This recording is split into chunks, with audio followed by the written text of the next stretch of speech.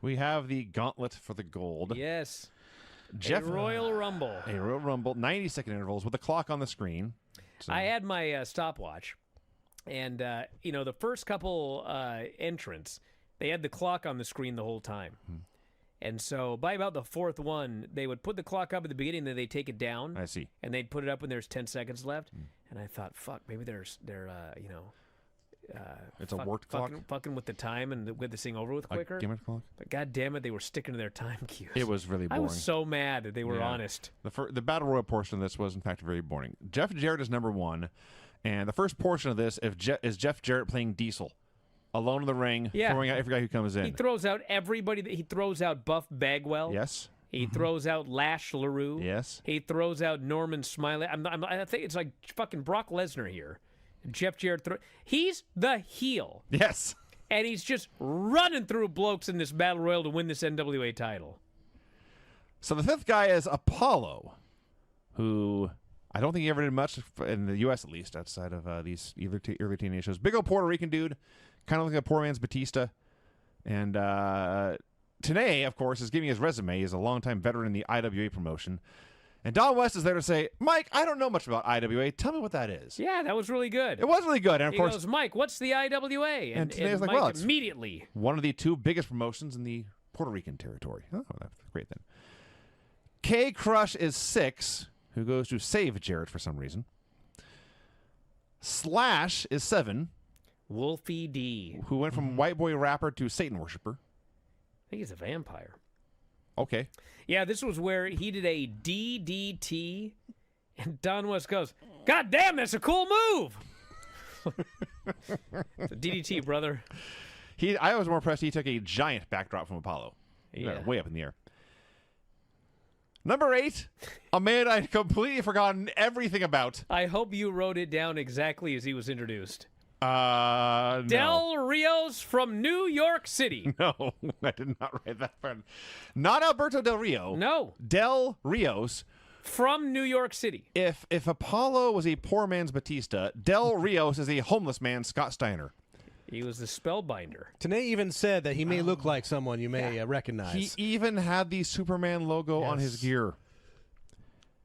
Number 9 is Justice, the future Abyss.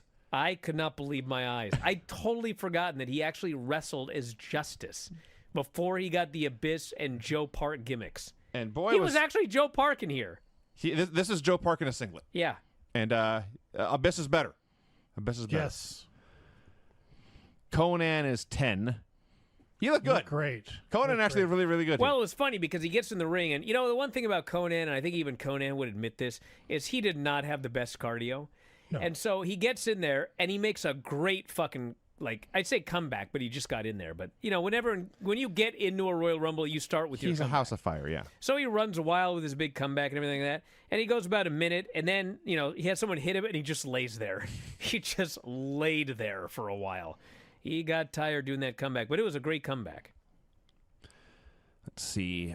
Joel Gertner was number 11. Yes. Well, that's not exactly true. But he does come out. And yes, I wrote down his entire spiel.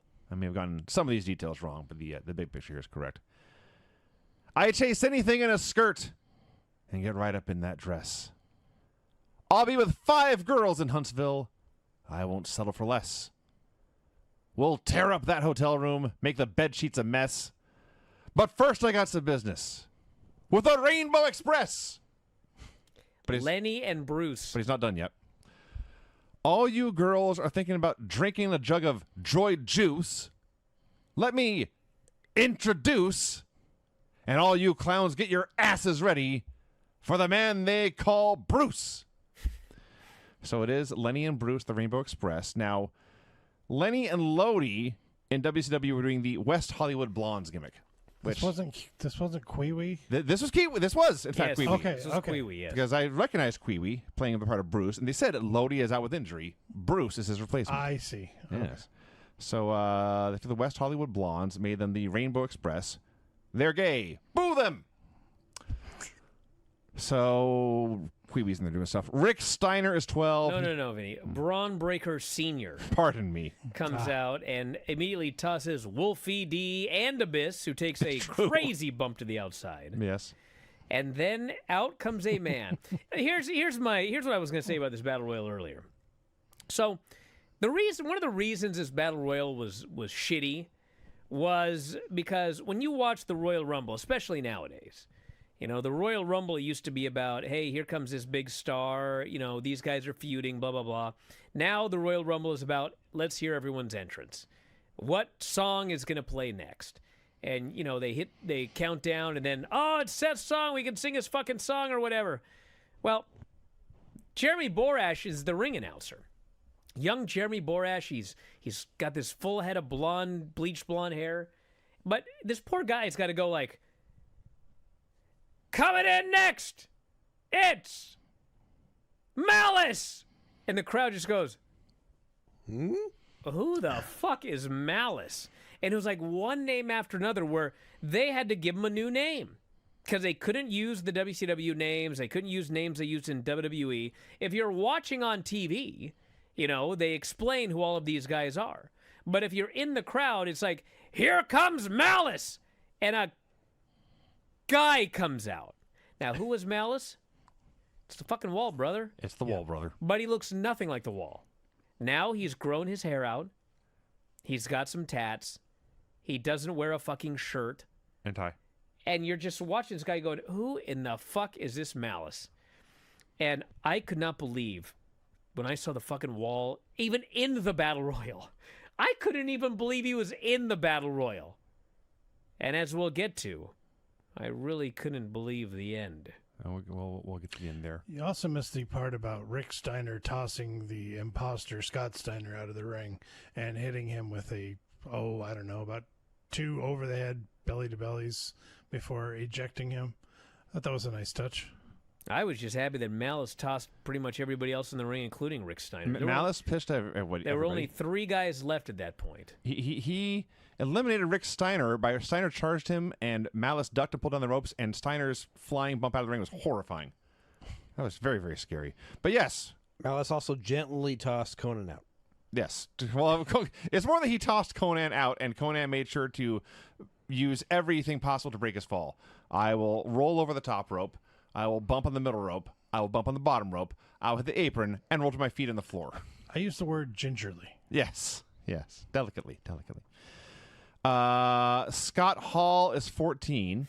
We had a spot during this where Apollo goes up to the top rope like he's going to do something. Yes. And then he changes his mind and he just jumps down. And it's one thing to just like let it go, but Ed Ferrara has to go, he went up to the top rope and then he just came down. Yeah. Why the fuck did he do that? What's going on here? I'm like, do you have to call attention to it, brother? He just didn't jump.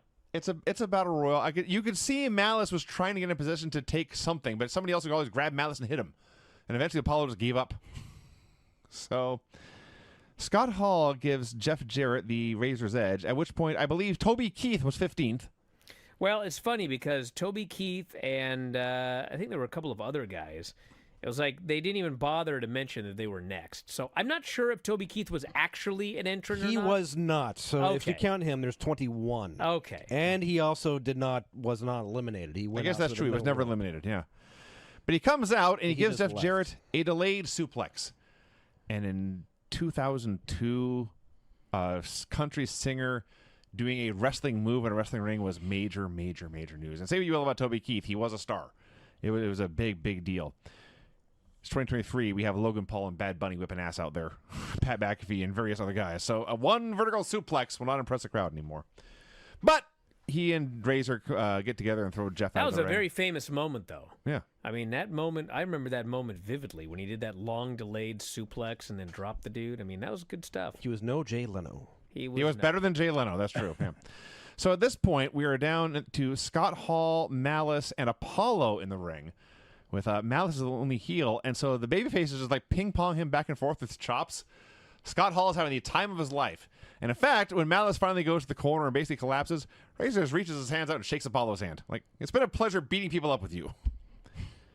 Chris Harris, the future Wildcat Chris Harris is 16. He just attacks everybody. And like at the same time he comes in, the Vampire Warrior hits the Yeah, ring. Gangrel's in the ring, and they didn't announce that guy either. No, I didn't think he I was in the match. presume he was an official entrant, but the announcers go, I think Gangrel jumped the gun. I'm like, why the fuck would you jump the gun in a battle royal? That'd be stupid. The point is to wait as long as you fucking can. Yeah. But he jumped the gun for some reason. Well, I think he was in hindsight. I think he was the guy who was supposed to come out when Toby Keith did. I see. Is So that he what happened? waited until like the last second. Devon Storm is Dangerous. Devon Storm. I guess he would be 19 then. Former Crowbar. No, he'd be 17. Former Crowbar. So at this point, all the young guys decide to have a chop contest. There's Chris Harris and Crowbar and Malice and Apollo, and they're all just chopping each other as hard as they can. And Gangrel and Razor Ramon are in the corner standing there laughing at these idiots. I laughed really hard at that point. Steve Corino is 18. He's trying to do some spot with a double team, and he hits the ropes. As he's coming off the ropes, Scott Hall punches him. But damn it, Corino's got a spot to do, so he doesn't even slow down and goes on to finish this double team. And then the last two guys to come in are, in fact, Ken Shamrock, the world's most dangerous man, and Brian Christopher. Hey, they saw these two guys as stars. They did. And I was watching this, I realized, Ken Shamrock and Filthy Tom followed the same path. They started as professional wrestlers that no one really ever heard of. They became big stars as MMA fighters, and then they went back to pro wrestling. That's true. I never realized the parallels here. That's quite true. And many, many drugs in their youth. I think it would be... Then Brian Christopher's in. Well, okay. So it's funny because Brian Christopher is running wild. Like, as weird as it was to watch Jeff Jarrett play Diesel, now I'm watching Brian Christopher play Undertaker, essentially, or somebody who cleared the ring really quickly. Kane, sure. And he jumps out Steve Corino. I'm wondering why is, as he called himself, the G Master, getting this kind of push.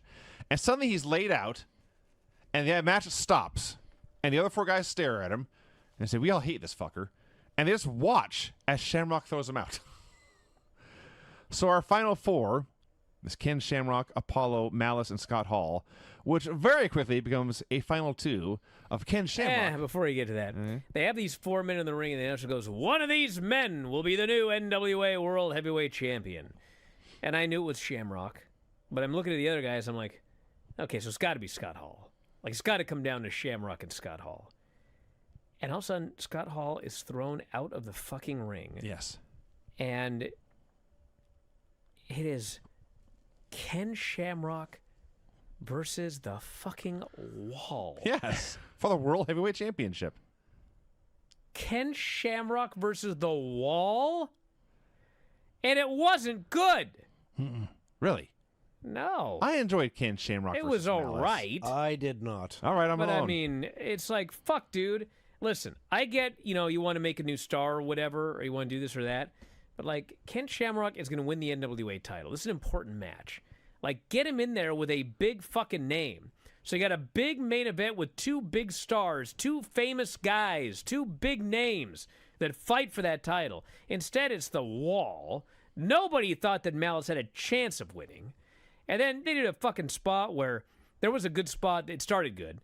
Malice goes for a choke slam, and Shamrock turns into a flying armbar. Awesome. Puts him in a straight armbar on the mat, and brother's selling, and he's selling, and and he finally gets the ropes and breaks it, and he starts beating on the guy. Not selling his arm at all from that point forward. And then Shamrock puts him in the ankle lock. Guy gets the ropes. Shamrock pulls him back to the middle of the ring, and then I think it was the Ferrara bar people. He goes, "That's illegal." And like, that is illegal. What the fuck's up with this referee? And this referee's just shitty. And then Shamrock's yelling at the referee. And then, it just was shitty. And then finally, Shamrock hit the belly-to-belly and pinned him. That was a steamboat. Yes. God. There was a point What was he doing? where Shamrock kept doing these submissions, and Malice had a long struggle to get the ropes. And Steamboat starts counting 1, 2, 3, 4, 5, 6, 7. And finally, Shamrock lets go, and they argued. That was not good. I'll be honest. That was not good. This was not Ricky Steamboat's best show that I ever saw. So, apparently only one. I enjoyed Malice being a giant throwing power moves and Shamrock countering the submissions all the time. But in the end, Malice tries one more goozle, but Shamrock just turns into a belly and gets the pin. And I'll say this about Malice. Clearly, they were impressed with what Malice could do, the former Wall, because he got the cane push in this. He was the one who hit the ring and eliminated everybody. Lasted to the very end as an upset and survived many submissions and to get the ropes and escape over and over and over again before finally being beaten. Like, clearly they had plans for him. I thought he looked really good out there.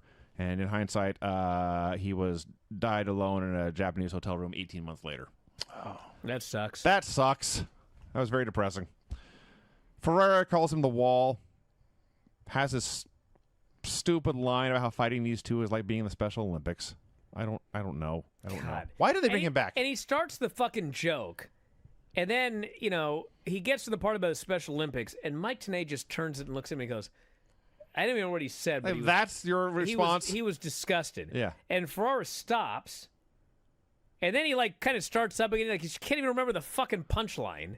And it's like, maybe don't say the punchline, you fucking moron. But he powered through, goddammit, and he got it out there. And I was like, I can't believe that fucking Tenay didn't kill him. Punch you in he the was face. so irritated.